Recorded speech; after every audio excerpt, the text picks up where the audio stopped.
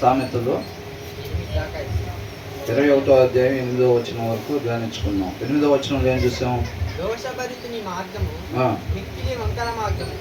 The way of a guilty is devious అని అంటున్నాడు. అంటే దోషి యొక్క మార్గం అంట ఏ మార్గం అంట? వంకర మార్గం. దోషి అంటే ఎవరు? తప్పు చేసే వాళ్ళు దోషి అంటారు, అవునా? వాళ్ళు దోషి ఎలాగయ్యారు? వాక్యాన్ని అనుసరించకపోవటం దోషం చేయటము. ఏంటంట?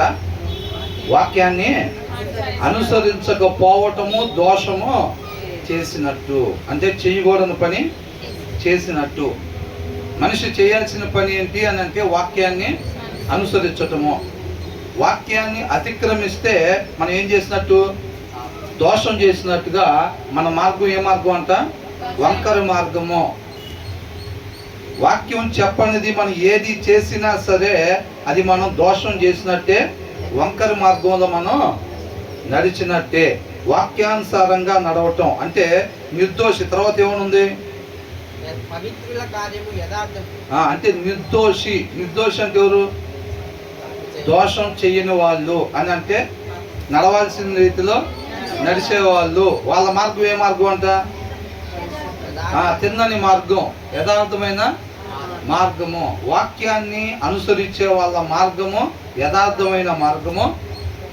వాక్యాన్ని అతిక్రమించే వాళ్ళ మార్గము వంకరి మార్గము. అది ఎవరైనా సరే వాక్యాన్ని మనం అతిక్రమించినప్పుడు, వాక్యంలో వద్దు అని చెప్పింది మనం చేసినప్పుడు మనం దోషం చేసిన వాళ్ళతో సమానము. దోషం చేసినట్టే. అర్థమవుతుందండి? దాన్ని గుర్తుపెట్టుకోవాలి. మేము రోజు చర్చికి వెళ్తున్నాం కదా, శుక్రవారం వెళ్తున్నాం, మంగళవారం వెళ్తున్నాం, బుధవారం వెళ్తున్నాం, ఆదివారం వెళ్తున్నాం. మేము దోషులు ఎట్లాగవుతాం అంటే మనం వెళ్తే సరిపోయిద్దా?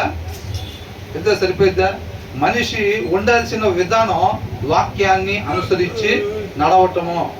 వాక్యాన్ని అతిక్రమిస్తే, అనుసరించకపోతే అది మనం దోషం చేసినట్టు, మన వంకర మార్గంలో నడుచుకుంటున్నట్టు. ఏ సమయంలో అయితే మనం వాక్యాన్ని మీరి నడుచుకుంటామో ఆ సమయంలో మనం దోషులుగా జీవిస్తున్నట్టు అన్నమాట. అర్థమవుతుందండి? కాబట్టి వాక్యాన్ని అనుసరించటమే ఇటు వాక్యాన్ని అనుసరించటమే మనిషి ఉండాల్సిన విధానము. అంతే. మన జీవిత విధానం ఏంటి అని అంటే వాక్యమే మన జీవిత విధానం, అంతే. అవునా? వాక్యం వద్దన్నది ఏది కూడా మనం చెయ్యకూడదు. చేసాము అని అంటే కనుక అది మనం దోషం చేసినట్టుగా, వంకర మార్గంలో నడుచుకుంటున్నట్టు. ఆ మార్గం ఎక్కడికి నడిపించింది?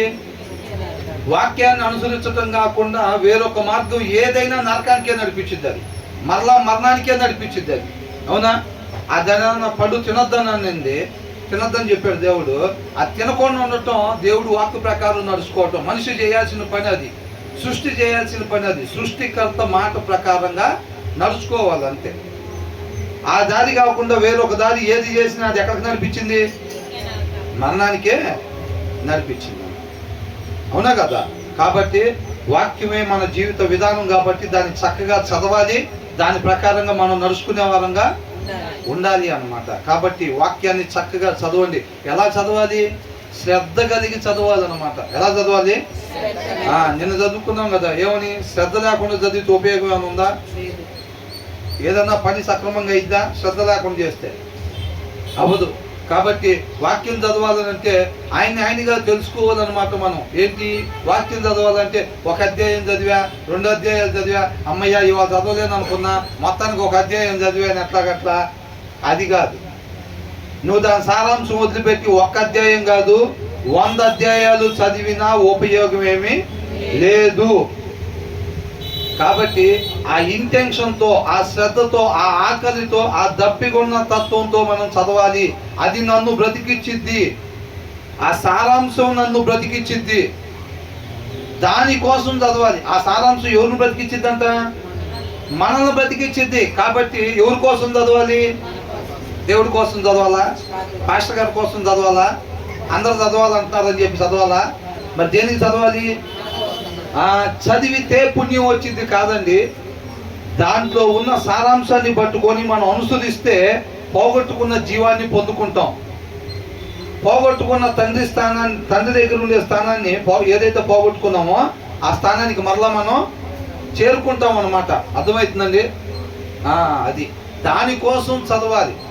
ఏదో పుణ్యం వచ్చిద్దనో, లేకపోతే కార్లు కొనుక్కోవటానికి, బంగళాలు కొనుక్కోవటానికి, ఉద్యోగాలు తెచ్చుకోవటానికి, పిల్లలకి మంచి సంబంధాలు వస్తాయనో దేవుడి దగ్గరికి రారు. దానికోసం కాదు ఉంది దేవుడు. ఆయన నీతిని, ఆయన రాజ్యాన్ని మొదట వెతికితే మనకేం కావాలో ఆయన ఆటోమేటిక్గా ఇస్తాడు. ఆయన నీతిని, రాజ్యాన్ని వదిలిపెట్టి నువ్వు దేని వెనకాల పరిగెడతావో అది ఖచ్చితంగా నీకు నాకు దొరకదు.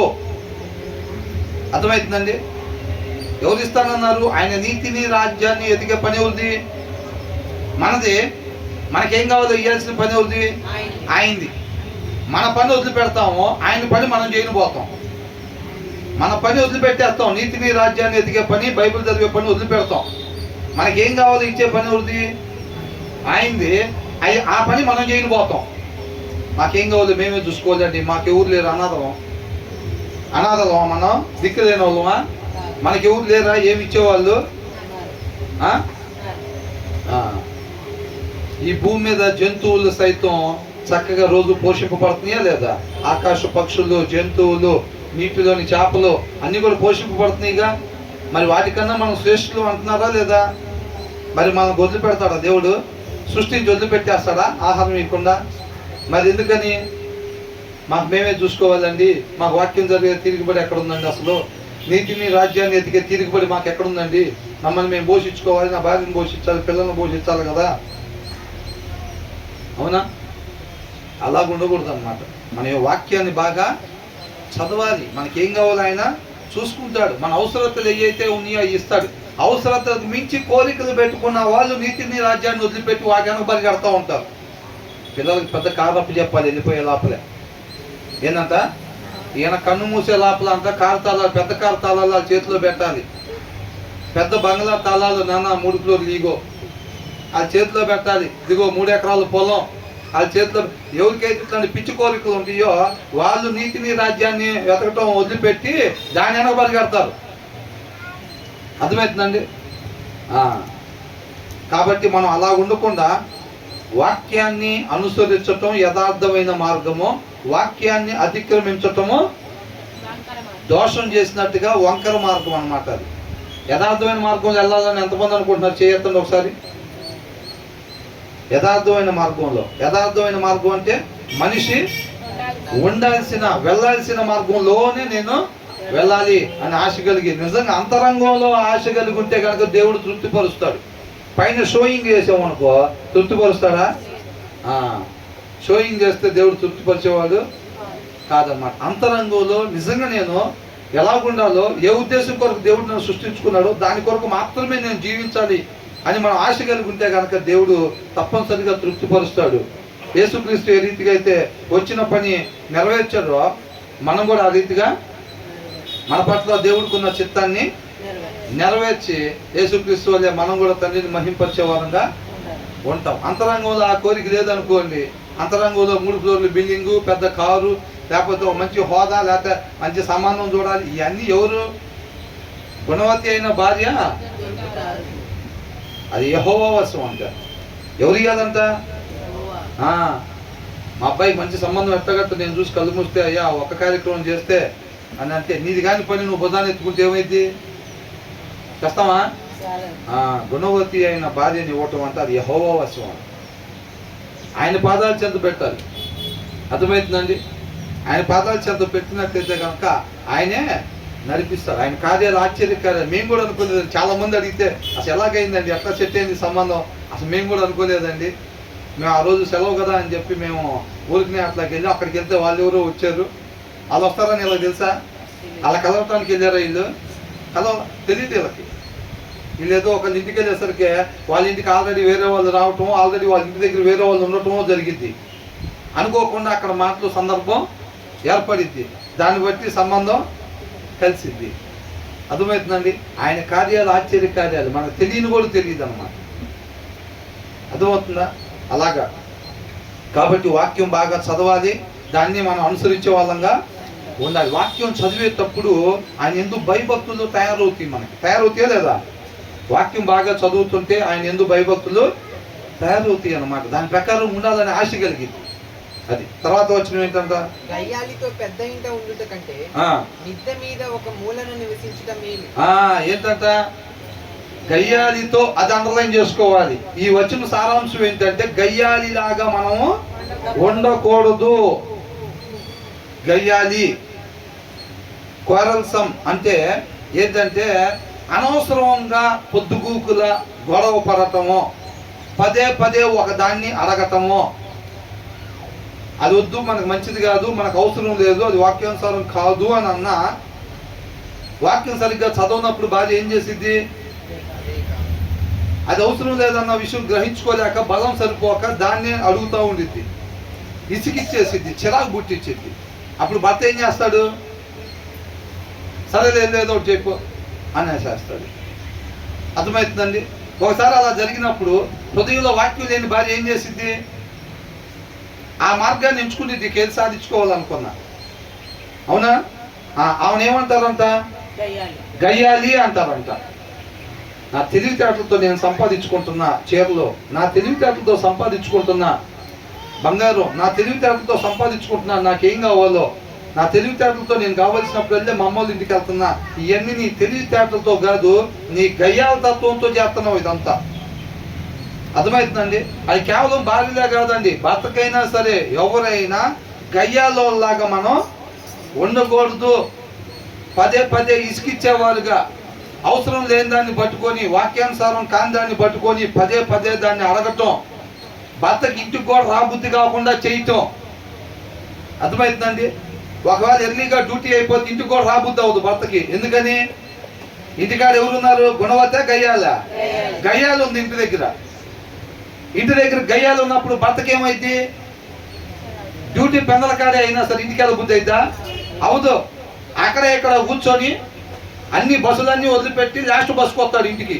ఎందుకు, బాబు ఆ బంగ్లాలో ఉండే కానీ బస్ స్టాండే మేలు, హాయిగా ఉంది, ప్రశాంతంగా ఉంది. ఇక్కడ ఏం చెప్తున్నారు అని అంటే, గొడవలు ప్రశాంతత. ఒక విశ్వాసి కోరుకోవాల్సింది ఏంటంట, ప్రశాంతత. దేవునిలో నుంచి వచ్చే గుణ లక్షణం సమాధానం, ప్రశాంతత, నెమ్మది, ఇది కావాలన్నమాట. ఎవరి హృదయంలో వాక్యం ఉండదో వాళ్ళలో నుంచి వచ్చేది ఈ గయ్యాల తత్వం అన్నమాట. ఒకసారి చెబితే వద్దని వినరు. ఏం చేస్తారు, పదే పదే అదే, మళ్ళీ తేపకి ఇక చిరాకు పుట్టి దీనికన్నా చచ్చిపోవటం మేలుగా ఇంకా అనుకొని ఏమంటాడు, సరే లేదు చెయ్యి అని అంటాడు. ఒకసారి చెప్తే చేసిద్దా భార్య, 2 సార్లు చెప్తే, 3 సార్లు చెప్తే, 4 సార్లు చెప్తే ఆ భార్య ఎవరు, గయ్యాలి. నేను చెప్పట్లేదు, అది నేనేమి చెప్పట్లేదు, దాంట్లో క్లియర్గా రాసుంది. అది రాసుందా లేదా? అసలు అందరు భర్తలు ఇంటికాడ ఉంటారు. ఒక్కోసారి మా భర్త ఇంటికాడ సెలవు రోజు కూడా పని పెట్టించుకొని వెళ్తూ ఉంటాడు. ఎందుకు, అది ఏంటంట, better to live an A corner of the roof top. అంటే పెంట్ హౌస్ లాగా ఒక మూల మీద ఒక గది వేస్తారు చూసారా, 3 స్టేర్లు బిల్డింగ్ వేస్తారు, పైన మూల మీద ఒక గది, వాచ్మెన్ గది లాంటిది ఒకటి, ఇంటి బయట ఇంటి పైన ఒకటి వేసుకుంటారు. అవునా? నువ్వు అక్కడ కూర్చో,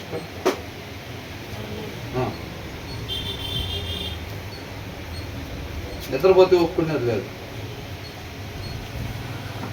అది అర్థమైందా? 3 స్టేర్ల బిల్డింగ్ ఓనరే, కానీ ఈ కింద ఉన్న డూప్లెక్స్లో ఎవరుంటారు, గయ్యాలు. ఆమెతో పాటు డూప్లెక్స్లో ఉండే కన్నా ఆ మూల మీద స్టోర్ రూమ్ కోసం ఒక గది కట్టించారు, వాటర్ ట్యాంక్ పక్కన. ఆయనకి అక్కడ ఉంటే ఎంత ప్రశాంతంగా ఉంటుందో అసలు. అవునా? జీవితకాలం ఇక్కడే ఉంటే బాగుండిద్దని అనిపించింది. ఎందుకని, కిందకు దిగమంటే దిగడు, యుద్ధ రంగంలో దిగినట్టే. డాడీ మమ్మీ పిలుస్తున్నాను అంటే ఇంకేం లేదు, యుద్ధానికి వెళ్ళినట్టే. ఇంకా యుద్ధ బరిలో దిగాడని అనుకుంటాడు అంతే. మెట్లు దిగుతుంటేనే ఇక నేను యుద్ధంలో దిగానని అనుకుంటాడు. ఏళ్తమే ఎక్కడ తెచ్చావు ఇప్పుడు దాకా, ఎట్లాగంతా వెల్కమ్ పలికేది, వెల్కమ్ పలకటం ఎక్కడ తెచ్చావు ఇప్పుడు దాకా, అయ్యగట్టు పిల్లలకి అయితే ఇది సెలవేగా. అవునా? భాష కొద్దిగా మార్చిన విధానం అదే ఉంటుంది. కొంతమంది ఎక్కడ సత్యామని అయ్యో మనం సత్యామని అనకూడదు, విశ్వాసం కదా, అని చెప్పి ఎక్కడ పోయావు ఇప్పుడు దాకా? ఏదైనా పని చేయొచ్చు కదా ఇంట్లో. వర్షం గయ్యాలి వర్షనే ఉండిద్ది, మాట మాత్రం విశ్వాస మాట ఉండిద్ది. ఏంటంట? మాట మాత్రం విశ్వాసి మాట, లోపల వర్షం ఎట్లాగా గయ్యాలి వర్షనే ఉండిద్ది. అయితే మాట మాత్రం విశ్వాస మాట ఉండిద్ది అన్నమాట. దేవుడు ఏం చూస్తాడు? అంతరంగం చూస్తాడు. అంతరంగంలో గయ్యాలు కనపడుతూ ఉండిద్ది దేవుడికి. అంతే తప్ప పైకి ఇంటి పక్కన ఆమెకి భర్తను తిట్టిన పొద్దుగురు భర్తను తిట్టింది చర్చికి పోయిద్దని అనుకోకుండా మాట మాత్రం విశ్వాస మాటే వస్తూ ఉండిద్ది. పళ్ళు కొరకటం ఎట్లాగంటాం, పైనుంచి కింద చూస్తా, ఇంటి పక్కన వాళ్ళు కనపడవు కదా, మాటే కదా వినపడేది. అవునా? ఇటు ఇటు చూడాలండి, చూడాలి. కాబట్టి మనం ఎలా ఉండకూడదంట? గయ్యాలిలాగా ఉండకూడదంట. కొంతమంది భర్తల గయ్యాలలాగా ఉంటారు, భార్యను సతాయించుకొని తింటమే. ఏందంట? సతాయించుకొని తింటమే. ఇక భార్యను తెంపు ఉండదు. అక్కడ కూర్చుందాం అనుకుంటే, ఏది కూర్చుంటున్నావు, టీ పెట్టు అని అంటారు. టీ తీసుకురాగానే మళ్ళీ ఇంకో పని చెప్తా ఉంటారు, ఇంకో పని చెప్తా ఉంటారు. అవునా కదా? అట్లాగా సతాయించుకొని తింటూ ఉంటారు. భార్య అసలు ఉండబుద్ధి అవ్వదు. ఎంతమంది భార్యలు సూసైడ్ చేసుకోవట్లేదండి? ఎందుకు చేసుకుంటున్నారు? తినడానికి లేక. బ్రహ్మాండమైన బియ్యం కట్టు ఉంది దీంట్లో, కూరగాయలు అన్నీ సమృద్ధిగా ఉంటాయి, అన్నీ ఉంటాయి, చక్కటి పిల్లలు ఉంటారు. ఆమె మాత్రం తాడికి వెళ్ళాడుతూ ఉండిద్ది. ఎందుకు? భర్త గయ్యాలి భర్త. అవునా? గయ్యాలి భర్త ఇంట్లో ఉంటే భార్య ఏం చేసిద్దండి? అన్నీ ఉన్నాయి. తల్లిదండ్రులు ఉంటారు, చక్కగా ఫోన్ చేస్తే రామ్మ అని చెప్పి ఇంటికెళ్తే బంగారులో చూసుకుంటారు. మంచి పిల్లలు ఉంటారు, ఇంట్లో కావాల్సినవి అన్నీ ఉంటే భర్త మాత్రం మామూలు విషయం కాదు. పోయినసారి చెప్పాం కదా, ఒకసారి ఓ చిన్న విషయం ఏదన్నా జరిగితే తినేటప్పుడు స్పూన్ పడితే కింద దానికి 1.5 క్లాస్ బిగుతాడంట. ఎంతసేపు? 1.5 క్లాస్ బిగుతాడంట. అసలు అర్థమవుతుందండి? ఇప్పుడు ఏదో పిల్లలు అందరం కలిసి డైనింగ్ టేబుల్ దగ్గర తినేటప్పుడు స్పూన్ పడకుండా ఉండిద్ది ఎప్పుడన్నా అనుకోకుండా పడింది అనుకోండి, ఏదో చేయి దగ్గర లేకపోతే అట్లాగా, దానికి 1.5 క్లాస్ బిగుతారంట. ఇంకేం కాపురం చేసిద్దా భార్య? మా అమ్మ నాన్నలు వస్తున్నారు, కొద్దిగా ట్రైన్ స్టేషన్ దగ్గరికి వెళ్ళి తీసుకొని రావా అంటే, నాకు ఇప్పుడు కుదరదు, సాయంత్రం పూట రమ్మను, సాయంత్రం అయితే ఖాళీగా ఉంటాను అంటున్నాను. వాళ్ళకు ఉండేదేమో ట్రైన్ అప్పుడే, సాయంత్రం ఉండదు. ఈయనకేమో సాయంత్రం పూట రమ్మను, నేను సాయంత్రం ఖాళీగా ఉంటాను అంటున్నాడు. మరి ఎలాగా? ఎవరా భర్త? పేరుకి ఆయన ఏ ఉద్యోగం చేస్తాడు తెలుసా? సాఫ్ట్వేర్ ఉద్యోగం చేస్తాడు. సాఫ్ట్వేర్ ఉద్యోగం 1.5 నుంచి 2 లక్షల దాకా జీతాలు వస్తాయి. కాకపోతే మనిషి పడితే ఇక గ్రైండర్లో పడినట్టే. ఓ చిన్న పొరపాటు మనిషి కంట్లో పడిందంటే ఇక మనం గ్రైండర్లో పడినట్టే. ఇంకా అర్థమవుతుందండి? మెంటల్గా డిస్టర్బ్ అయిపోతున్నారు. వాళ్ళ డాడీ వస్తున్నాడంటే వాళ్ళ పిల్లలకి అసలు ఎంత భయం వేసేస్తుందంటే, వాళ్ళ డాడీ వస్తున్నాడంటే వాళ్ళకి అంత భయం వేస్తుంది. వాళ్ళకి మతి స్థిమితం పోయే అంత పరిస్థితి అవుతుంది వాళ్ళకి, పిల్లలకి. మేము ప్రాక్టికల్గా వాళ్ళ ఇంటి దగ్గరికి వెళ్ళి వాళ్ళతో మాట్లాడితే చెప్పిన విషయాలు ఇవన్నీ. ఎందుకని? వాళ్ళ డాడీ అంటే అసలు ఎలా ఉండాలి? నడిచేటప్పుడు, కూర్చునేటప్పుడు, నుంచునేటప్పుడు దేవుని వాక్యం చెప్పేవాడిగా ఉండాలి. ఆయనలో ఉండే శాంతి సమాధానం ఉండాలి ఏంలో. అంతే తప్ప అలా గయ్యాలలాగా ఉండకూడదు అనేది చెప్తున్నారు. గయ్యాలలాగా మనం చీటికి మాటికి గొడవలు పెట్టుకోవటం, చిరాకులు తెప్పించడం ఇలాగ చేయకుండా ఎలా ఉండాలంట? శాంతి సమాధానంగా ఉండాలి. ఈ వచ్చిన సారాంశం అది. అంటే ఒక విశ్వాసం ఎలా ఉండాలంట? శాంతి సమాధానం. క్రీస్తుని కలిగిన శాంతి సమాధానం మనం కలిగి ఉండాలి తప్ప గొడవలు మారోలాగా చీటికి మాటికి మనం అట్లా ఉండేవాళ్ళంగా ఉండకూడదు అని అంటున్నారు. ఆ తర్వాత ఏమంటున్నాడు? నీతిమంతుడు మనసు ఏం చేసిద్దండి? దుప్పి నీటి వాగుల కొరకు ఆశపడినట్టుగా, దుప్పి నీటి వాగుల కొరకు ఆశపడినట్లుగా నీతిమంతుడు ఏమంటున్నాడు? నా ప్రాణం నీ కొరకు ఆశపడుతున్నాను అంటున్నాడు. ఎవరు? నీతిమంతుడు. హృదయంలో దేవుని వాక్యం ఉన్నవాడు. హృదయంలో వాక్యం లేని ఆయన ఇంకొక ఆయన ఉన్నాడు, మూర్ఖుడు. ఎవరంట ఆయన? మూర్ఖుడు. ఆయన ఎట్లాగా? దుప్పి నీటి వాగుల కొరకు ఆశపడినట్టుగా ఆయన తప్పు చేయటానికి ఆశపడతా ఉంటాడు అనమాట, తృష్ణ పడతా ఉంటాడు. తహతహలాడుతూ ఉంటాడు అనమాట. ఎవరు? మూర్ఖుడు. హృదయంలో వాక్యం లేని వాళ్ళు, హృదయంలో వాక్యం లేని వాళ్ళు దేనికోసం తహతహలాడతారంట? ఎత్తగట్టి ఉన్న ఒకరిని మోసం చేసి కోట్లు సంపాదించాలి, పేరు సంపాదించాలి. అవునా? వాడు మూర్ఖుడు ఏం చేస్తాడంటే లైన్లో వీరికన్నా ముందు వచ్చి లైన్లో ఉంటారు చూసారా, వాడు గబక్కని అక్కడికి వెళ్ళంగానే అసలు ఎట్లా వీళ్ళందరికన్నా ముందు అక్కడికి వెళ్ళిపోయి తీసుకోవాలి. ఒక్కోసారి బిర్యానీకి పోతే లైన్లు ఉంటాయి, ఒక్కొక్క దగ్గర మెడికల్ షాపులకి వెళ్తే లైన్లు ఉంటాయి, హాస్పిటల్లో ఒక్కొక్క దగ్గర క్యూ ఉంటుంది. ఆ క్యూ పద్ధతి ఏంటి? మనకన్నా ఆయన ముందు వచ్చాడు, ముందు కౌంటర్ దగ్గరికి వెళ్ళటం న్యాయం ప్రకారం ఎవరు? ఆ ముందున్న ఆయన వెళ్ళాలి. వీళ్ళు ఏం చేస్తారు? ఇంత లైన్లో మనం ఎక్కడ ఉంటామో ఏదో ఒకటి గ్యామ్లింగ్ చేసి మన మధ్యలో ఎక్కడో దగ్గర జరబడాలి. ఆయన హృదయం లేదు, వాక్యం లేదు. ఆయన అక్కడికి వెళ్ళగానే ఇక అదే ఎట్లాగా ఏం చేయాలి? కాలు బాగలేదనో, లేకపోతే మా అమ్మగారు అసలు నడవలేకపోతున్నానో, కూర్చోలేకపోతున్నానో చూపించి మధ్యలో జరబడిపోవాలి. ఎలాగలాగా ఆయన అక్కడ ఒక్క చోటే కాదండి, ఆయన మళ్ళీ అక్కడి నుంచి షాప్లోకి పోయినా సరే మోసమే చేస్తాడు. అక్కడి నుంచి మళ్ళీ ఇంకొక దగ్గరికి వెళ్ళినా ఆయన తహతహలాడుతూ ఉంటాడు. హృదయంలో వాక్యం ఉండే వాళ్ళు ఏం చేస్తారంటే మంచి చేయటం కోసం తహతహలాడుతూ ఉంటారు అన్నమాట. అర్థమవుతుందండి? వాళ్ళకి ఎంత సంతోషం, అసలు వాళ్ళకి ఎంత సంతోషం. అందుకనే అన్నాడు ద విక్డ్ క్రావ్ ఈవిల్ అని అంటున్నాడు. ఏంటంట జక్సన్? ద విక్డ్ క్రావ్ ఈవిల్ అంటే ఏం చేద్దామని ఆశపడుతూ ఉంటాడు? కీడు చేయడానికి ఆశపడుతూ ఉంటాడు అనమాట. ఎవడో ఒకరిని మోసం చేయాలి, ఎవడో ఒకరి దగ్గర లాక్కోవాలి, ఎవరినో ఒకరిని తిట్టాలి, ఎవరినో ఒకరిని కొట్టాలి, ఎవరినో ఒకరిని అవమానపరచాలి, వాడికన్నా మనం గొప్ప వాళ్ళుగా చూపించుకోవాలి. అలాగేం లేదు, కామ్గా కూర్చుంటే హృదయంలో వాక్యం లేనాడు. ఏంటి పాచేరా అంటారంతే. ఏంటంట? ఏంటి పాచేరా? ఈ చెప్పులు ఎప్పటి నుంచో వాడుతున్నట్టున్నావుగా అంటే ఏంటి దాని అర్థం? ఇది వారంలో కొనుక్కొని వస్తారు కొత్త చెప్పులు, ఏమంటారు? ఎప్పటి నుంచో వాడుతున్నట్టున్నావు చెప్పులు అంటే అలా మాట అనగానే ఎవరు చెప్పులకి వెళ్ళి చూస్తారు? మన చెప్పులకి వెళ్ళి చూస్తారు. నీ కొత్త అనుకుంటుగా అంటే అవును నిన్నే కొన్నా, నేను నెలకన్నా ఎక్కువ వాడినా. అసలు అది చెప్పుకోవటానికి ఇది కదిలిచ్చిందే. ఈ వ్యవహారం కదిలిచ్చింది దేనికంట? ఈ వ్యవహారం కదిలిచ్చింది దేనికి? అది చెప్పుకోవటానికి కదిలిచ్చారు. అంటే ఏం చేయాలి?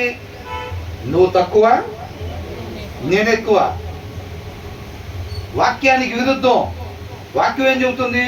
నీకన్నా నీ పొరుగువాడు యోగ్యుడు అని చెప్పి ఎంచుకోవాలంట. మనకన్నా వాళ్ళు గొప్పవాళ్ళు, మనకన్నా వాళ్ళు ఎక్కువ స్థాయి వాళ్ళు, మనకన్నా వాళ్ళు అర్హులు, యోగ్యులు అని చెప్పి ఎంచుకోవాలని వాక్యం చెబుతుంది. హృదయంలో వాక్యం లేనివాడు ఏం చేస్తాడు?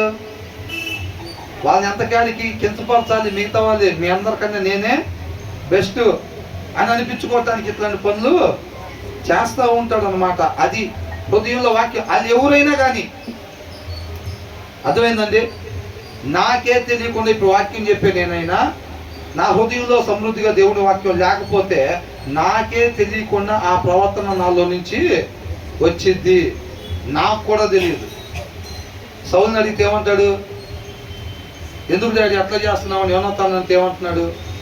అసలు ఏం తప్పు చేశాడు? దావీదు మనకంతా మేలే చేశాడు కదా, ఎందుకు ఆయన చంపమంటున్నావు అంటే ఏమంటున్నాడు? సౌలు పోయే దారి సౌలుకి ఎట్లా ఉంది? కరెక్ట్గా ఉంది. అది అదే ఇదేరా రైట్వే, నేను రాజుగా ఉండాలి ఉన్నంతకాలం, నా తర్వాత నువ్వు ఉండాలి. వాడు బతుకుంటే నేను కూడా పూర్తిగా ఉంటానో లేదో తెలీదు, నీకైతే అసలే అవకాశం ఉండదు, వాడు అయిపోతాడు రాజు అని అంటున్నాడు. అంటే ఆయన పోయే దారి ఏమవుతుంది? నేను అనుకుంటున్నాడు ఆయన్ని చంపేసి మా అబ్బాయి నా తర్వాత రాజు ఉంచాలి అని అనుకుంటున్నాడు. సౌలు నువ్వు వెళ్ళే దారి కరెక్టేనా అని అడిగితే ఏమంటాడు? అసలు పర్ఫెక్ట్ దారి ఇదే, వెళ్ళాల్సిన దారి ఇదే అని చెబుతాడు. అర్థమవుతుందండి? హృదయంలో వాక్యం లేకపోతే మనకే తెలియకుండా అట్లాంటి పనులు వచ్చేసేస్తే పైగా మనకేమనిపించింది? అదే కరెక్ట్ దారి అనిపించింది. ఇదే కరెక్ట్, నీకు తెలియదు ఊరుకో అంటాం. అట్లా చేయకూడదండి, అట్లా కాదండి, ఇట్లా కాదు, ఇదే కరెక్ట్ ఊరుకో నీకు తెలియదు అని అంటారు. ఎవరు? హృదయంలో వాక్యం లేని వాళ్ళు అన్నమాట. అది హృదయంలో వాక్యం లేని మూర్ఖుడి కంట చెడు చేయటానికి తహతహలాడుతూ ఉంటాడు. అర్థమవుతుందండి? మన విశ్వాసమే, వాక్యం చదవని విశ్వాసం అనుకోండి, మనం ఏ విశ్వాసులు? వాక్యం చదవని విశ్వాసులు. శుక్రవారం వెళ్తాం, బుధవారం వెళ్తాం, మంగళవారం వెళ్తాం, ఆదివారం వెళ్తాం, వాక్యం మాత్రం చదవము అనుకోండి, ఆ లక్షణాలన్నీ మనలో నుంచి వస్తాయి. అర్థమవుతుందండి? పైకి కొత్త చీరక్క చాలా బాగుంది, నీకు లోపల ఇంకో క్యాసెట్ నడుస్తూ ఉంటుంది, లోపల ఇంకోటి నడుస్తూ ఉంటుంది. ఏమని? డబ్బులు బాగానే వస్తున్నట్టున్నాయి, చీరల మీద చీరలు కొంటున్నారు, బాగానే బతుకుతున్నారు, అవునా? ఇంకా మాకేం ఆకలేసిద్ది, ఇంటికాడ భోజనం రెడీగా ఉన్నా సరే తినాలని ఆలోచన లేదు. లోపల ప్రాబ్లం, గ్యాస్ట్రిక్ ప్రాబ్లం. ఏం గ్యాస్ట్రిక్? గ్యాస్ట్రిక్ అనమాట అది. అర్థమైందా? వాళ్ళు కొత్త చీర కట్టుకొచ్చారు కదా చర్చికి, ఇక ఇంటికాడ ఆల్రెడీ వండుకొని వెళ్ళింది కూడా తినే పరిస్థితి ఉండదు ఇంటికి వచ్చిన తర్వాత. ఎందుకని? వాళ్ళు కొత్త చీర కట్టుకొచ్చారు కదా, అది లోపల ప్రాబ్లం జరుగుతుంది. లోపల ఏం జరుగుతుంది?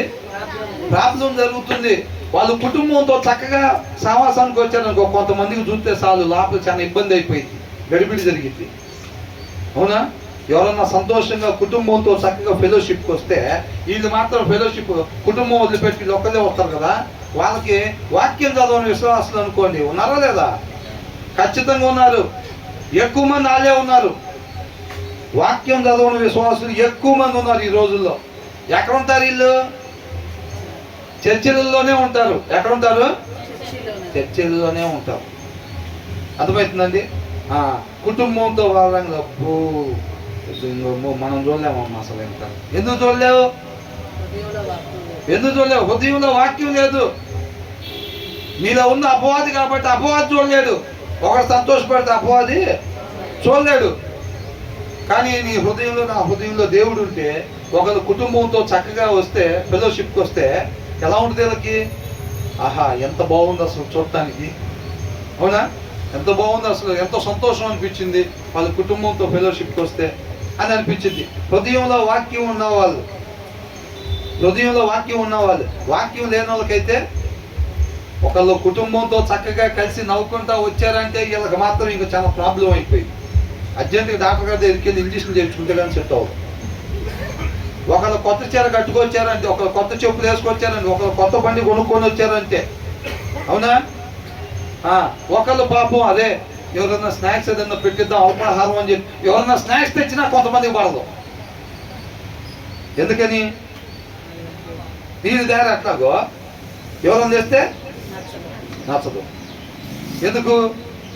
ఓహో పెద్ద ఎంత మంచోళ్ళు అనిపించుకోవాలని జనాల ముందు ఎవరు కనపడకుండా ఏడన్నా పంచవచ్చుగా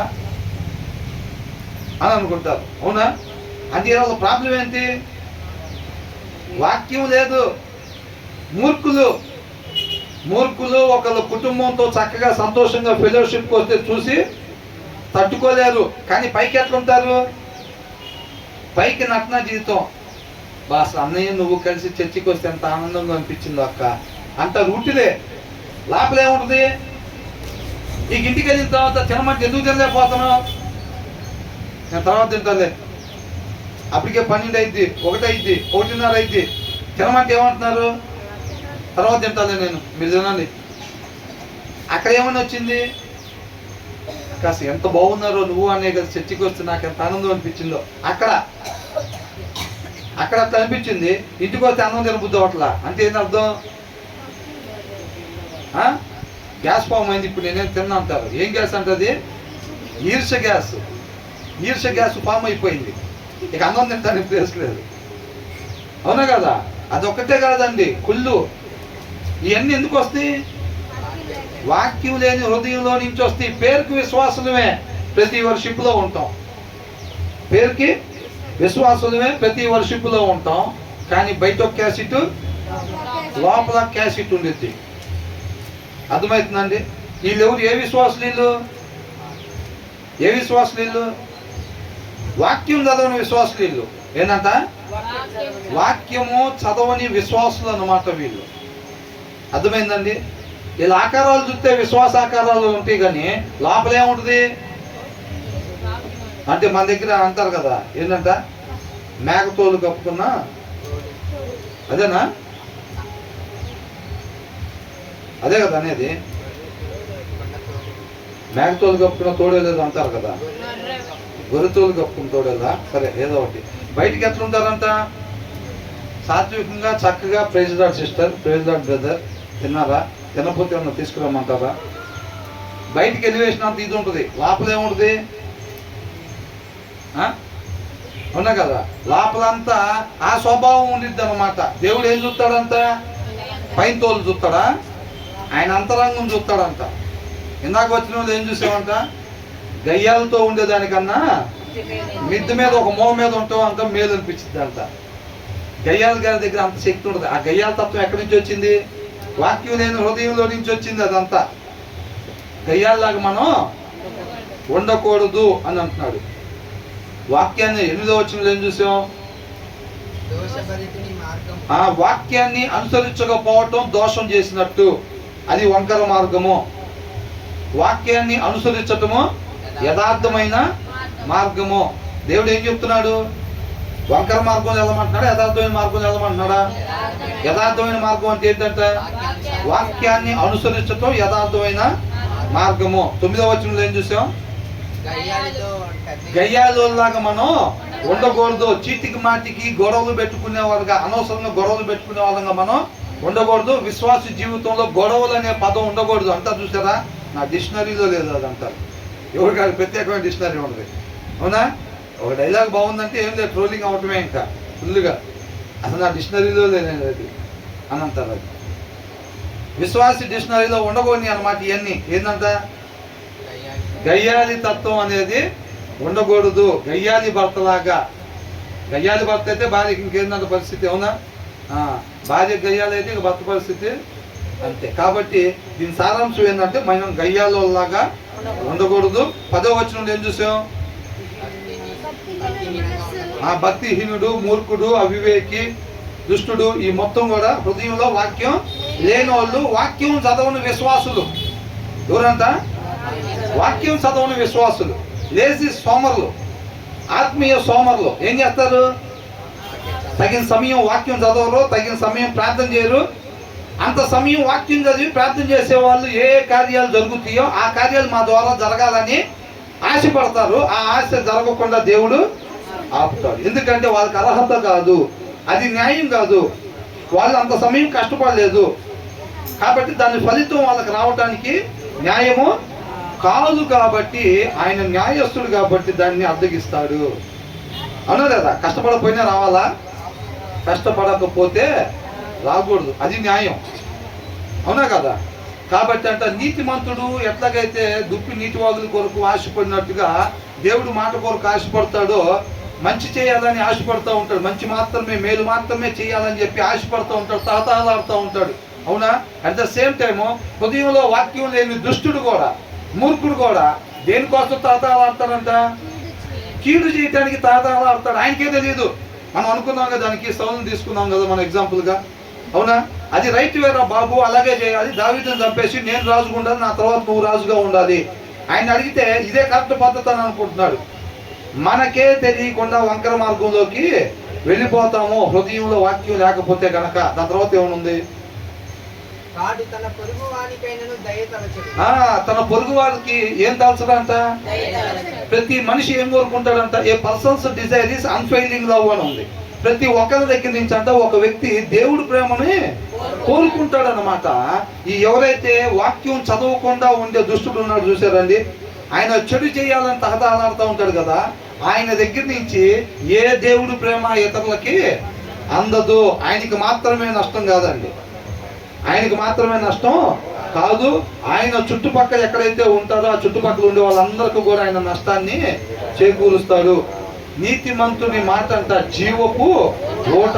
అది ఆయనకి జీవాన్ని తెచ్చింది, అట్ ద సేమ్ టైం ఇతరులకు కూడా జీవాన్ని తెచ్చింది. నీతిమంతుని మాట జీవపు ఓట అయితే మూర్ఖుని మాట ఏంటంట? మరణపు ఓట. ఏంటంట? మరణపు ఓట. ఆయన పలికే దాన్ని బట్టి ఈయనకు మరణం వచ్చింది. అట్ ద సేమ్ టైం దాన్ని ఇని అవతల నేర్చుకోవటం వల్ల వాళ్ళకు కూడా ఏమొచ్చింది? మరణమే వచ్చింది. అర్థమవుతుందండి? కాబట్టి మనం ఏంటంట, మనం దేవుని వాక్యం కలిగి ఉంటే కనుక అదే హృదయం దేవుడి రాజ్యాన్ని స్థాపన చేసిద్ది, దేవుడి రాజ్యాన్ని కట్టిద్ది. అదే హృదయంలో దేవుని వాక్యం లేకపోతే ఆ రాజ్యాన్ని పడగొట్టే పనిలో తిరుగుతూ ఉండిద్ది. అది అర్థమవుతుందండి. ఆ రాయి పనికి రాకుండా తుప్పు పట్టినట్టుగా, తుప్పు ఏం చేసింది, దీని నుంచి దానికి, దాని నుంచి దానికి, దాని నుంచి దానికి చెదలు పట్టినట్టుగా, తుప్పు పట్టినట్టుగా. ఒకడు చనిపోయినోడు ఏం చేస్తాడు, వీడు మందు అలవాటు చేసుకొని వీడు చిన్నకి ఇంకొకటికి అలవాటు చేస్తాడు. వాడు ఏం చేస్తాడు, వాడు ఇంకొకటికి అలవాటు చేస్తూ ఉంటాడు. అంటే ఇది ఎంత పోతుంది, ఆ హృదయాలు దేని కొరకు పని చేస్తాయి?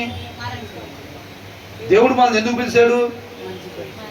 నీతిమంతులుగా ఉండటానికి, ఆశీర్వాదం పొందుకోవటానికి దేవుడు మనల్ని పిలిచాడు. శాపగ్రస్తులుగా ఉండటానికి మనల్ని పిలవలేదు ఆయన. కానీ ఆ హృదయాల్లో దేవుని వాక్యం ఉంటే మేలు చేస్తున్నారు. ఆ హృదయాల్లో దేవుని వాక్యం లేకపోతే ఏం చేస్తున్నారు? కీడు చేస్తున్నారు. ఇతరుల పట్ల వాళ్ళు దేవుడి ప్రేమను చూపించలేరు. వాక్యం చదవని విశ్వాసి ఎక్కడున్నా సరే వాళ్ళ దగ్గర దేవుడి ప్రేమ దొరకదు. పదాలు దొరుకుతాయి అంతే, వేషధారణ దొరికిద్ది అంతే, షోయింగ్ దొరికిద్ది అంతే. అర్థమవుతుందండి. వాక్యం చదవని విశ్వాసి ఎక్కడైతే ఉంటాడో కేవలం సంతోషం ఉందక్క, మిమ్మల్ని చూస్తే కుటుంబంతో వచ్చారు, చాలా ఆనందం అనిపించింది అక్క, మీరు స్నాక్స్ ఇప్పించారు, వాళ్ళందరికీ ఒకరికి ఆహారం పెట్టారు, సంతోషం అనిపించింది అక్క. ఇదంతా పైన షోయింగ్ మాత్రం దొరికిద్ది వాళ్ళ దగ్గర. అర్థమవుతుందండి. అంతరంగంలో దొరికిద్దా? మంచి వస్త్రాలు కొనుక్కున్నారక్క, సంతోషం అనిపించింది, ఇట్లా ఉంటుందా? బయటికి షోయింగ్ చేస్తారనమాట. ఎవరు? హృదయంలో వాక్యం లేని వాళ్ళు అనమాట. ఈ లోపల ఏదైతే బయట కూడా అదే ఉండాలి. నువ్వు అవునంటే అవును, కాదంటే కాదు. నిజమైన విశ్వాస జీవితం అది. లోపల ఒకటి బయట ఒకటి కాదు. అది ఎవరిని మోసం చేస్తున్నారు? మోసపోకుడి దేవుడు వెక్కిరించబడడు. దానివల్ల నువ్వు దేవుడిని ఏదో మోసం చేద్దాం, జనాన్ని మోసం చేద్దాం అని కాదు. తండ్రి చేత ఆకర్షింపబడితే ప్రతి ఒక్కళ్ళు కుమారుడి దగ్గరికి వస్తాడు. నువ్వు ఎవరిని ఏమి చేయలేవు, దేవుడిని కూడా అంతకన్నా ఏమి చేయలేవు. ఆ వేషం వేసుకోవటం వల్ల ఎవరికి నష్టం? మనకే నష్టం. కాబట్టి వాక్యము చదివే విశ్వాసులుగా ఉన్నట్టయితే కనుక ఆ వాక్యాన్ని చదువుతూ ఉంటే శ్రద్ధతో దాన్ని అనుసరించాలని ఆశ కలిగి ఆయన ఆశ్రయిస్తాం అన్నమాట. దాన్ని అనుసరించేటట్టుగా ఆయనే మనల్ని నడిపిస్తాడు. కాబట్టి వాక్యము చదవని విశ్వాసులుగా కాకుండా వాక్యము చదివే విశ్వాసులుగా మనం ఉండాలి. అది అంటున్నాడు. వాక్యము చదివే విశ్వాసులుగా మనం ఉన్నట్టయితే మన నుంచి దేవుడి ప్రేమను మిగతా వాళ్ళందరికీ అందించే వారంగా ఉంటాం. ఆ వచనం మళ్ళీ ఒకసారి చదవండి. 10వ వచనం ఒకసారి చదవండి. కీడు చేయగోరును. ఏం కోరుకునేదంట? భక్తిహీనుడు అంటే ఎవరు? హృదయంలో వాక్యం లేని వాళ్ళు కీడు చేయాలని కోరుకుంటా ఉండిద్దంట. అది మాకే తెలీదు. ఆయన పాస్టర్ గారే కావచ్చు, పాస్టర్ గారి పిల్లలే కావచ్చు, లేకపోతే సీనియర్ విశ్వాసి కావచ్చు, సంఘ పెద్ద కావచ్చు, బాప్తిసం తీసుకుని 10 సంవత్సరాలు కావచ్చు. కానీ హృదయంలో వాక్యం లేకపోతే వాళ్ళందరూ ఎవరు? వాక్యాన్ని అనుసరించకపోతే దోషి. మనిషి ఉండాల్సిన విధానం వాక్యాన్ని అనుసరించటం. వాక్యాన్ని అతిక్రమిస్తే ఎవరంటారు? దోషి. ఎవరైనా కానీ. అవునా? వాళ్ళ దగ్గర ఏం దొరకదంట? వాడంతా పొరుగువానికి ఏం తలచడు? దయ తలచడు, ప్రేమ చూపించడు, వాత్సల్యత చూపించడు, కరుణ చూపించడు, కృప చూపించడు. ఇవన్నీ ఆయన దగ్గర దొరకవు. ఎందుకని? హృదయంలో వాక్యం లేదు కాబట్టి ఆ గుణ లక్షణాలు ఆయన దగ్గర దొరకవు అన్నమాట. అర్థమవుతుందండి. ఆ తర్వాత వచ్చిన ఏమంటున్నారు? అపహాసకుడు దండింపబడుట చూచి జ్ఞానము లేని వాడు జ్ఞానము పొందును, జ్ఞానము గలవాడు ఉపదేశము వల్ల తెలివినొందును. ఇక్కడ మనం ముగ్గురు చూసాం. పోయినసారి చదువుకున్నాం. ఈ వచనం గుర్తుందా? సుమతి, కాలమతి, మందమతి. సుమతి అక్కడంతా రేపు వచ్చి ఇక్కడ అదే ఇక్కడ బాగా బురకలు వస్తున్నాయి, రేపు వచ్చి ఇక్కడ చేపలు పడదాం రా అని మాట్లాడుకుంటున్నారంట. ఏం మాట్లాడుకుంటున్నారు? ఆ కాలువ గట్టి దగ్గరికి వచ్చి అదే ఇక్కడ బాగా చేపలు ఉన్నట్టున్నాయి, బాగా బురకలు వస్తున్నాయి, రేపు వచ్చి ఇక్కడ చేపలు పడదాం రా అని మాట్లాడుకుంటున్నారంట. అది ఇన్నిందంట. ఇన్ని అంటే ఇన్ని ఏం చేసింది? ఇట్లా మాట్లాడుకుంటున్నారు, అయితే మనం ఇక్కడ ఉంటాం కరెక్ట్ కాదు, మనం వెళ్ళిపోవాలి ఇప్పుడు అని అనుకుని ఆ సుమతి ఏం చేసింది? దారిని పడి నుంచి సముద్రంలోకి ఏదో వెళ్ళిపోయింది. కాలమతి అంటే అప్పుడు చూద్దాంలే, ఏదన్నా ఉంటే అప్పుడు చూద్దాంలే. మందమతి ఏం చేస్తుంది? ఇందాక బ్రదర్ అంటున్నారు కదా, ఫుల్లుగా తిని వారం అంతా. మందమతి అంట నోరు కూడా తెరవకుండా కాముగా ఉందంట. ఏమైంది అప్పుడు? వాళ్ళు రానే వచ్చారు, చేపలు పట్టారు. సుమతి ఎట్లాగో సేఫ్ సైడ్, కాలమతిని కూడా పట్టుకున్నారు, తీసుకు బొట్లు వేసారు. బొట్లు వేసిన తర్వాత దేవుని అసలు నిన్న సుమతి చేసినట్టు చేసినా బాగుండేదే, అసలు అనవసరంగా ఈ మందమతిలా గుండి ఇదేం మాట్లాడతలేదు కదా అని చెప్పి నేను కూడా కాముగా అసలు ఆగిపోయిన వెళ్ళకుండా అని చెప్పి అట్లా ఉంటే చచ్చిపోయినట్టుగా చచ్చిపోయింది అనుకుని అక్కడ ఏం కదా చటికిపోయిన నెలలోకి దూకి వెళ్ళిపోయిందంట. అమ్మయ్య బతికేవరా అనుకున్న కాలమతి. మందమతి ఏమైంది, పట్టుకొని కమ్మగా తల మీద ఒకటి వేసి శుభ్రంగా ఇంటికి తీసుకెళ్ళి ముక్కలు చేసాడంట. ఇక్కడ కూడా ముగ్గురు కనపడుతున్నారు. ఎవరంట? వెన్నే మోకరీసు పనిష్యుడు, మోకర్ అపహాసకుడు, హేళన చేసేవాడు, తిరస్కరించేవాడు. దేవుడు మనిషి రీతిగా ఉండాలని చెప్తే అది కాదు, అంతకన్నా నెంబర్ 1 ఐడియా నా దగ్గర ఉంది అని అనుకునేవాడు. వాక్యం అని అంటే మనిషి ఉండాల్సిన విధానం, అది సృష్టికర్త మనిషికి ఇచ్చిన సృష్టికి ఇచ్చిన దారి అని తెలిసినా అంతకాడికి నెంబర్ 1 ఉంది నా కాడ. వాక్యం వింటారు. ఆయన దాన్ని అతిక్రమించే వాళ్ళు ఎవరు? వాక్యంలో ఏముందో తెలుసా, ఏంటి అర్థం తెలుసులేరా, వాక్యంలో ఎట్లా ఉందలే కానీ అని అంటాడు. కానీ ఏం చేశాడు? వేరేది చేశాడు. ఎందుకని? అంతకాడికి ఇది నెంబర్ 1 రా. ఏంటంట? అంతకాడికి ఇది నెంబర్ 1 అని చెప్పేవాళ్ళే. చండాలమైన అది కాదు, ఎట్టు చేద్దాం అంటే ఏం చేసినట్టు? అవతలని అవమానపరిచినట్టు, తిరస్కరించినట్టు, ఎగతాళి చేసినట్టు. అవునా కదా? వీళ్ళు అట్లా చేస్తారు. హృదయంలో వాక్యం లేని వాళ్ళంతా వీళ్ళు ఏం చేస్తారు? అలాగే ఎగతాళి చేస్తారు అన్నమాట. ఈ చెట్టు పనులు ఏదన్నా మీరు తినకూడదని చెప్పారా అని అపవాది వచ్చి అడిగాడు. ఎవరిని? అవని. అవని అడిగితే ఏం చెప్పింది? మేము అన్ని తినొచ్చలే కానీ ఆ పండు మాత్రం తినకూడదు, ముట్టకూడదని కొద్దిగా యాడ్ చేసింది. కొద్ది మసాలా వేస్తారు కదా మన వాళ్ళు కూడా. వాక్యం ఏదో తక్కువైనట్టు వీళ్ళు ఏం చేస్తారంటే అక్కడ ఇక్కడ తీసుకొచ్చి కలిపి మిక్సింగ్ వేసి ఎలా ఉన్న కూర అంటారు. సరైన విశ్వాసం అయితే చండాలంగా ఉందని చెప్తారు. వాళ్ళకే తెలియదు అనుకోండి అసలు ఎట్లా ఉంటుంది కూర అనేది, ఎట్లా ఉండాలని వాళ్ళకి కూడా తెలియదు అనుకోండి. ఎట్లా ఉండినా కానీ అద్భుతం మహాద్భుతం జరిగింది ఇక్కడ కళాయిలో అనుకుంటాడు. అవునా? కాబట్టి ఇక్కడ ఏంటంట, హృదయంలో వాక్యం అంతకన్నా బ్రహ్మాండమైన ఇదేరా అన్నారు. దేవుడు వాక్యాన్ని అపహాస్యం చేసేవాళ్ళు, దేవుడిని అవమానపరిచేవాళ్ళు, ఎగతాళి చేసేవాళ్ళు. వాళ్ళకి ఏంటంట, వాళ్ళకి నోటి మాటలు చెప్తే అయిద్దా? ఇక్కడ ముగ్గురు వ్యక్తులు, ఒకరు వెన్న మోకర్ ఈజ్ పనిష్డ్. మోకర్ అనే ఆయన ఒక ఆయన, ద సింపుల్ గెయిన్ విజ్డమ్ అని అంటున్నాడు.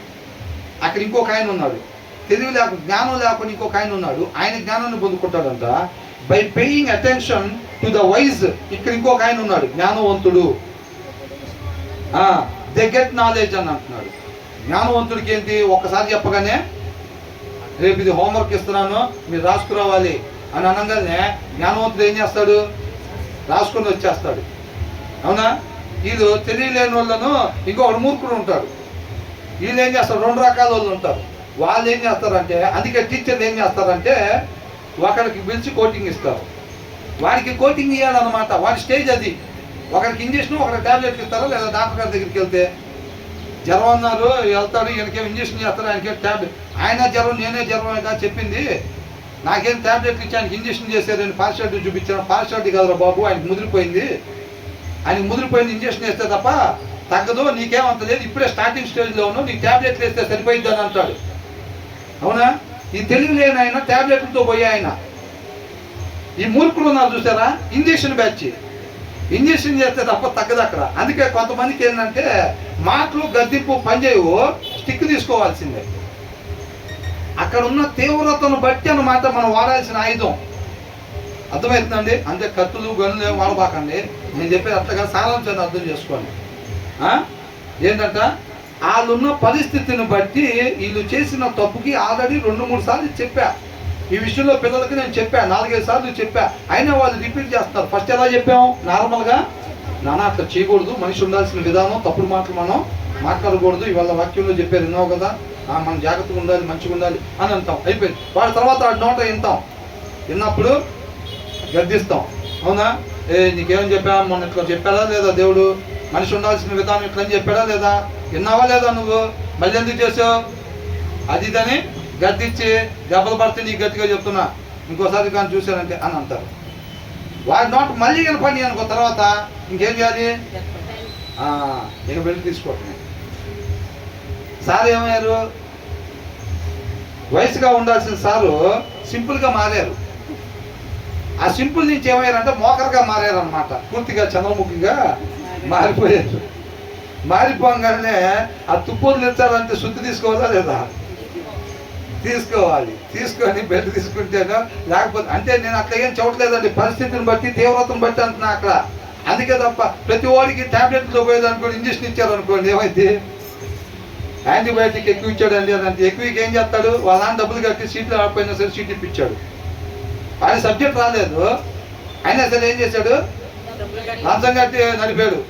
ఆయన యాంటీబయాటిక్ ఎంత ఇవ్వాలో ఆయనకి తెలీదు. ఇక కనిపించినంత ఇచ్చాడు. ఆయనకి ఏమైంది? ఎక్కువైపోయి తేడా పడింది. కాబట్టి పిల్లలు కూడా తగిన స్థాయిలో కాకుండా మోతాదు పెరిగింది అనుకోండి, ఏదో హృదయంలో వాక్యం ఉంటే ఎంత మోతాదు ఇవ్వాలో ఏదో తెలిసిద్ది. ఏదో హృదయంలో వాక్యం లేకపోతే ఏమైంది? గద్దించాల్సిన ప్లేస్లో బెల్ట్ తీసుకుంటారు వీళ్ళు. పిల్లలకి ఏమనిపించింది? పాపం రేపకుడి అని ఉంది. అవునా? పాపం రేపే వాళ్ళకి మా నాన్న మూర్ఖుడు పొద్దుగూకులు కొడతా ఉంటాడు. మాట్లాడాల్సిన దగ్గర కూడా కొడుతున్నారు అనుకోండి, వాళ్ళు ఎట్ట అయిపోతారు? మూర్ఖుల్లాగా అయిపోతారు. ఇంకా పోలీసు కోర్టుకి కూడా ఇంకా భయపడరు రేపు రోజు నాళ్ళు. సెంటర్లో ఇవ్వడం అంతాడన్న భయమే ఉండదు. ఇక నాకు తన్నులు కొత్త మా నాన్న బాగా తయారు చేశాడు నన్ను. చీటికి మాటికి తన్ని తన్ని తన్ని తన్ని కొంతమంది మత్స్యమితం లేకుండా పోయింది. భర్త అంతే భార్యకి లేదు, మత్స్యమితం లేకుండా తిరుగుతూ ఉంటారు. రోజు మీరు చూసారా నాన్న? కొంతమంది ఏందనంటే వాళ్ళ ఆయన పద్దాకు తాగి వచ్చి ముఖం మీద తన్ని పద్దాకుగా అట్లా అయిపోయిందని అంటారు. ఉన్నారండి బయట. అట్లా చేయకూడదు ఎప్పుడే కూడా మూర్ఖుల్లాగా. అర్థమవుతుందా? కాబట్టి ఇక్కడ ఏంటంట?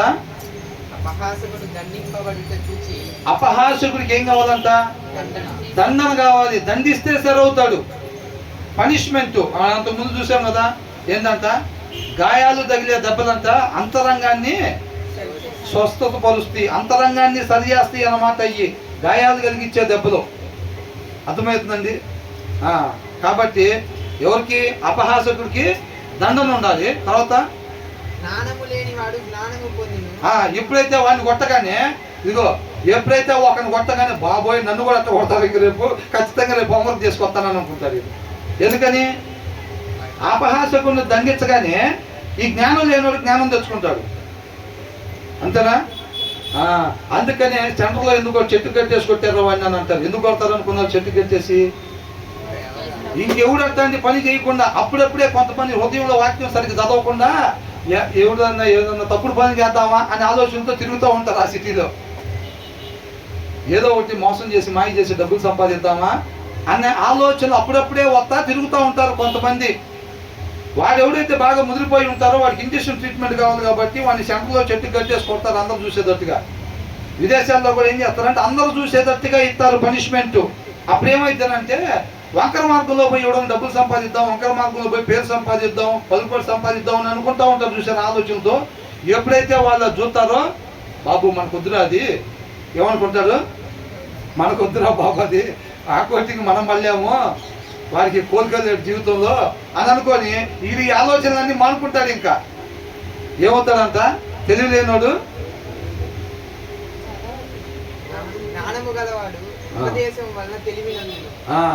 జ్ఞానం లేనోడంట మధ్యలో.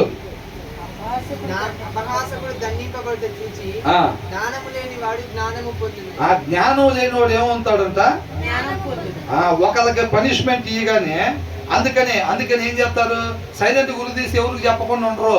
అంటే ఉరిదీయటం వాక్యానుసారం కాదండి, నేను మౌలికి చెప్తున్నా.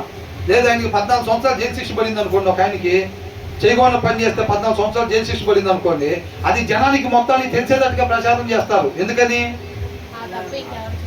తప్పు ఎవరు చేయకూడదు. అట్లాగా జ్ఞానం లేకుండా ఎవరో నుండి అట్లాంటి ఆలోచనలు తలంపులతో ఉంటే కనుక వాళ్ళందరికీ ఇది తెలియాలని చెప్పి తెలియపరచని అదేం చేస్తారు? అలాంటి ఆలోచనలు తీసేసుకుంటారు అనమాట. తర్వాత మూడో ఆయన ఇంకొక ఆయన ఉన్నాడు, ఈయన ఎవరంట? జ్ఞానము కలిగిన వాడు అని అంటున్నాడు. ఈయన ఏం చేస్తాడంట?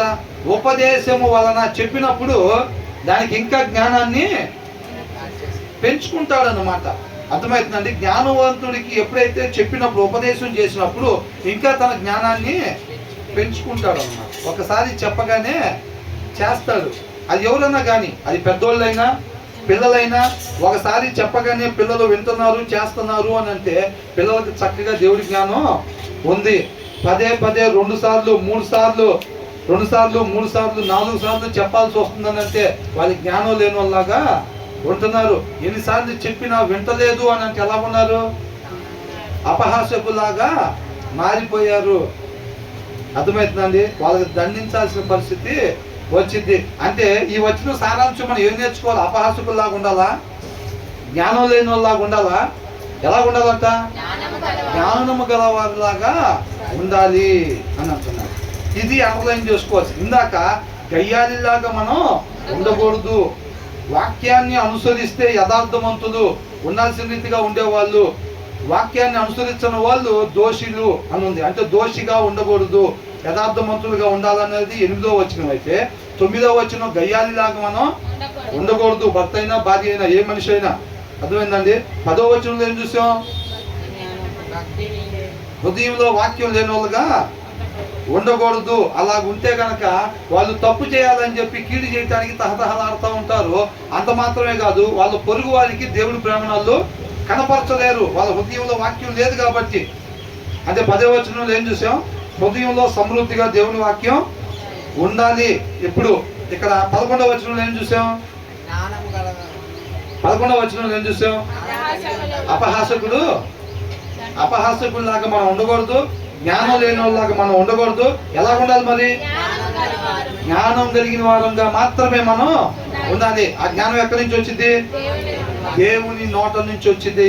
దేవుని నోట నుంచి వచ్చింది వాక్యం. కాబట్టి ఆ వాక్యం చదివేటప్పుడు మనకు ఆ జ్ఞానం వచ్చింది. మనం జ్ఞానవంతులుగా ఉంటాం తప్ప, నేను జ్ఞానవంతుడిగా ఉండాలి అనగానే అబ్రాకే దబ్రా అనేది అంటారు కదా, అట్ అనగానే మనకేం వచ్చేసేది జ్ఞానవంతుల్లాగా. మనం కష్టపడి తగిన సమయం దేవుడు పాదాల చెంత గడపాలి.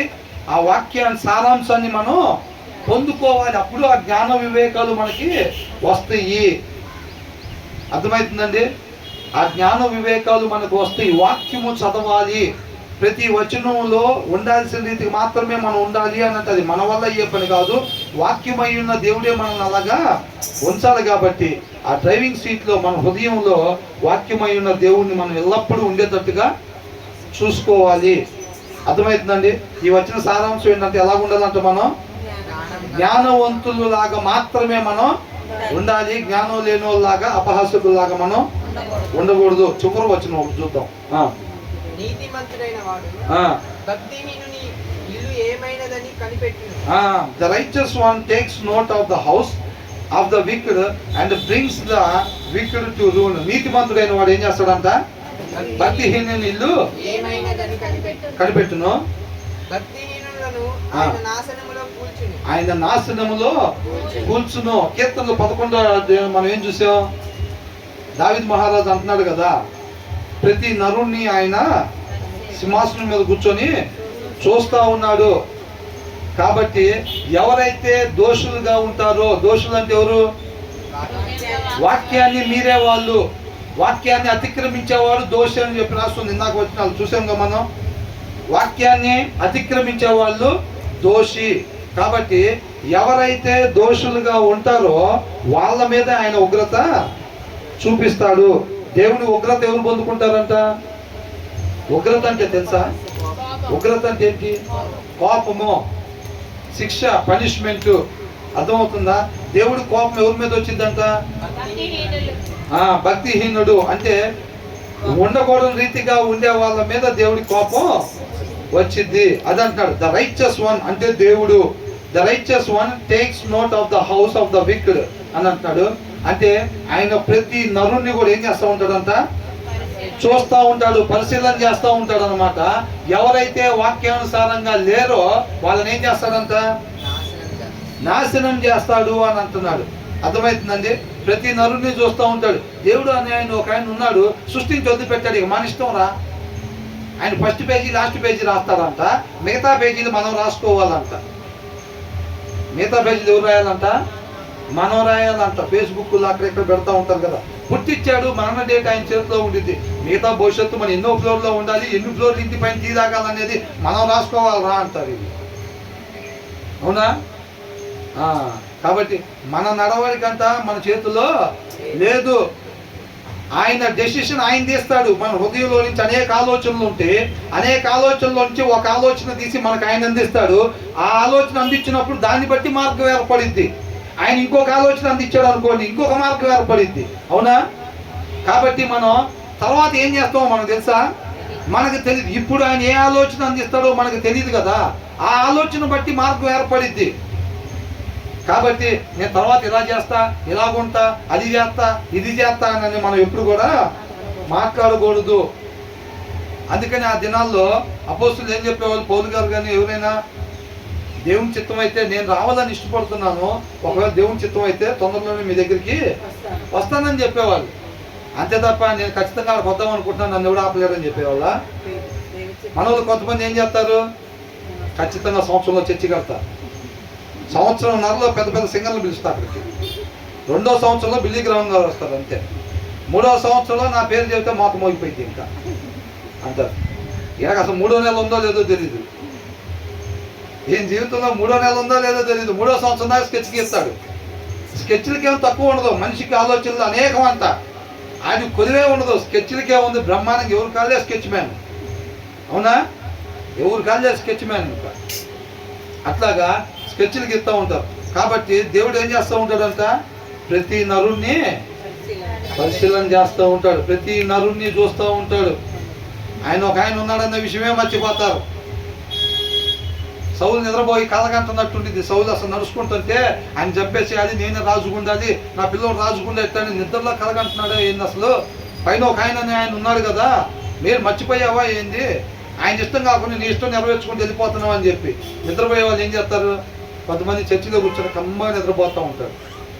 చెమట పట్టకూడదు, విశ్వాసులకి చిరాకు పట్టకుండా వినాలని పాస్టర్ గారు ఫ్యాన్లు పెడితే కొంతమంది దాన్ని లైసెన్స్గా భావించుకొని ఏం చేస్తారు, కమ్మగా నిద్రపోతూ ఉంటారు.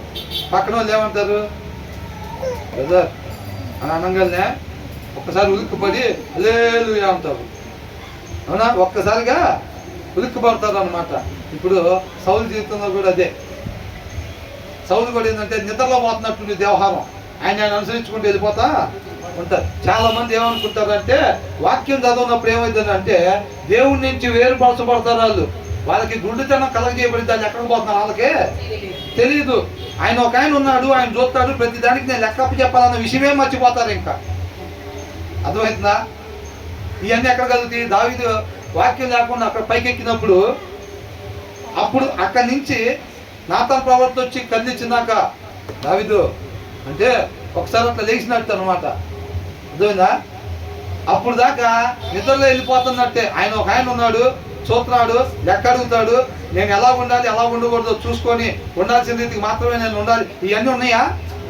ఏం లేదు. అనిపించినట్టుగా వెళ్ళిపోతున్నాడు, అంటే నిద్రలో వెళ్ళిపోతున్నట్టుగా, నిద్రలో అనుకున్నట్టుగా వెళ్ళిపోతున్నాడు. నాతో వచ్చి ఏం చేశాడు, ఇట్లా తట్టి లేపాడు దావీదు అనగానే అప్పుడు కాన్షియస్. డాక్టర్ గారు ఆపరేషన్ చేసిన తర్వాత ఏం చేస్తారు, మత్తోర్లతో తర్వాత నిదానంగా బాబు బాబు లే ఇంక నిద్రపోయిందాలే అంటారు. అవునా? అట్లాగనమాట. కొంతమంది ఏం చేస్తారంటే సృష్టికర్త ఒక ఆయన ఉన్నాడన్న విషయమే మర్చిపోయి నేనే ఇదంతా సృష్టించింది అన్నట్టు బిహేవ్ చేస్తూ ఉంటారు. నేనే ఇదంతా సృష్టించింది, ఇంకేమైనా సృష్టిస్తే పోయిద్దా అన్నట్టుగా అనుకుంటారు. అర్థమవుతుందండి? అట్లాగే ఉండదు. ప్రతి క్షణం మనం జ్ఞాపకం పెట్టుకోవాల్సిన విషయం ఏంటంటే మన సృష్టికర్త ఒక ఆయన ఉన్నాడు, ప్రతి ఒక్కరిని కూడా చూస్తూ ఉంటాడు. అర్థమవుతుందండి? ఏది పడితే అది చేస్తే ఆయన ఊరకనే పంట చెడిపోతాయి, పంట వేసి వదిలిపెట్టేస్తారా? పురుగు ఏంటంటే అంటే మనిషి సృష్టించి పాలు చేస్తాడు, వదిలిపెట్టేస్తాడా? ఏమి వదిలిపెట్టడు. ఎవరెవరైతే ఇట్లా చేస్తున్నారో అది మొత్తాన్ని ఏం చేస్తున్నాడు, రేపు కుప్పేసి ఏం చేస్తాడంట, రేపు కుప్పేసి కలుపుతారా లేదా? వేస్టేజ్ మొత్తం తీసి, అవునా, అవి మొత్తం తీసేసి కుప్పేసి కలుపుతారు అది రేపు రోజున. అది కాబట్టి ఇక్కడ ఏమంటున్నారు, the righteous one takes note of the house of the wicked and brings the wicked to ruin అని అంటాడు. నశించిపోయేటట్టుగా రేపు వాళ్ళకి ఏమి ఎదురైద్దంట, నాశనమే ఎదురైద్ది. ఎవరికి? భక్తిహీనులకి నాశనమే ఎదురైద్ది అనమాట. అర్థమవుతుందండి? నీతిమంతుడు అని అంటే జనరల్గా నీతిమంతుడు అంటే బ్రదర్ విశ్వాసి కదా. నీతిమంతుడు అంటే మామూలు విశ్వాసి కదా, నిజంగా సత్య ప్రకారం ఉండే విశ్వాసి కదా. అని అంటే బరబ్బాను వదిలిపెట్టేటప్పుడు, యేసుక్రీస్తుని వదిలిపెట్టేటప్పుడు ఈ పదం వాడారు. ఏమని? నీతిమంతుణ్ణి మీరు బంధించి దోషిని విడిచిపెట్టమని మీరు కోరుకున్నారు అని చెప్తారన్నమాట. అర్థమవుతుందండి? నీతిమంతుడు అని అంటే దేవుడు అనమాట. ఆయన పోలి నడుచుకునే వాళ్ళందరూ కూడా నీతిమంతులుగా ఉంటారు. కాబట్టి ఆయన ప్రతి నరుణ్ణి దృష్టించి చూస్తూ ఉంటాడు. కాబట్టి మనం దానికి సక్రమంగా ఉండాల్సిన రీతికి మాత్రమే మనం ఉండాలి. ఆ శ్రద్ధ కలిగి, ఆ ఆశ కలిగి ఆయన ఆశ్రయించే వారంగా ఉండాలన్నమాట. దేవుడికి మహిమ కలుగును గాక.